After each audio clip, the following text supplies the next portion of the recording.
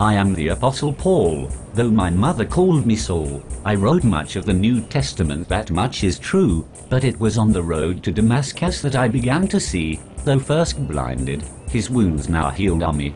Peter, you shied away from what you said you'd do. Your sneakers ran, not stood, when you said you would, choosing flight for convenience. You ground, you did not stand, when Jesus needed you most. You fled, when he bled. The cock crowed thrice before the morning sun, confirming to the world all you had done is run. Unable to stand strong in the test of fire, doing what is hard, you weltered and failed, fleeing from his guards. I am Peter, some would call me the Rock.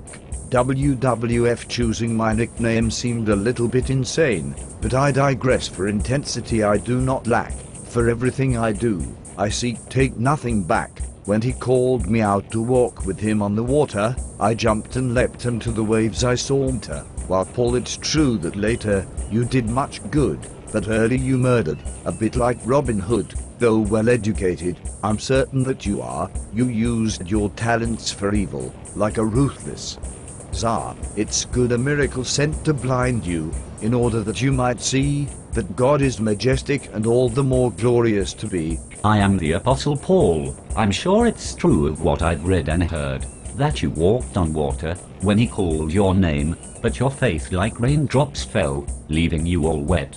Leaving him to save you like the coast guard from your delirious sweat. Saved by grace, I'm sure that you'll always be, but your brawn, not brains, will always rule over ye. Though shipwrecked, imprisoned and beaten were my law, I did not falter from my Father who formed my soul some more. Though deterred, discouraged and disparaged were my earthly fate, my earthly life always pointed towards heaven, that surely did await. I am Peter, though it's true that night I did falter, but I changed my ways and never again did I let down my Father. My life was changed on Emmaus, that wonderful day, when 3 days after his resurrection.